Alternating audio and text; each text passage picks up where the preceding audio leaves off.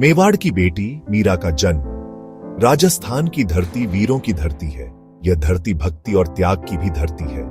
ऐसी ही पावन धरती पर सन 1498 में मेड़ता में मीरा का जन्म हुआ। मीरा राठौड़ वंश की बेटी थीं। उनके पिता रतन सिंह राठौड़ थे। बचपन से ही मीरा में ईश्वर के प्रति अगाध प्रेम था। वह घंटों कृष्ण की मूर्ति के सामने बैठी रहती। मीराबाई को बचपन से ही गीत गाने का शौक था। वह कृष्ण के भजन गाती और भाव विभोर हो जाती। मीरा की माता भी बहुत धार्मिक महिला थीं। वे मीरा को कृष्ण की लीलाओं की कहानियां सुनाया करती। इन कहानियों ने मीरा के मन में कृष्ण के प्रति और प्रेम जगाया। मीरा अपने मन को कृष्ण के चरणों में समर्पित कर चुकी थी। उन्होंने कृष्ण को ही अपना सब कुछ मान लिया था। मीरा का मन सांसारिक कार्यों में नहीं लगता था। उन्हें तो बस हर समय कृष्ण का ध्यान और भजन करना अच्छा लगता था। वह अपने आप को कृष्ण की सखी मानती थी। मीराबाई के हृदय में बाल कृष्ण के प्रति असीम प्रेम था। वह उन्हें अपना पति मानती थी। मीरा की इस भक्ति को देखकर उनके घर वाले भी हैरान थे, लेकिन मीरा को किसी की परवाह नहीं थी।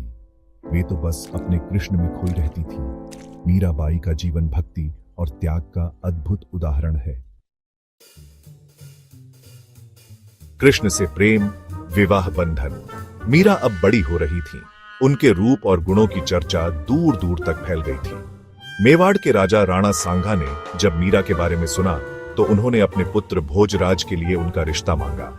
मीरा तो कृष्ण को अपना पति मान चुकी थी, लेकिन घर वालों के दबाव में आकर उन्हें यह विवाह स्वीकार करना पड़ा। मीरा के मन में यह विश्वास था कि कृष्ण ही उनकी रक्षा करेंगे। विवाह के बाद भी मीरा का मन सांसारिक जीवन में नहीं लगा। वह अपना सारा समय कृष्ण भक्ति में बिताने लगी। वह सुबह जल्दी उठकर स्नान करती, फिर पूजा पाठ कर अपने आराध्य कृष्ण को भोग लगाती। मीरा अपना पूरा दिन भजन गाते और कृष्ण की मूर्ति के साथ बिताती। सांसारिक सुखों में उनकी कोई रुचि नहीं थी। यह देखकर उनके ससुराल वाले नाराज होने लगे।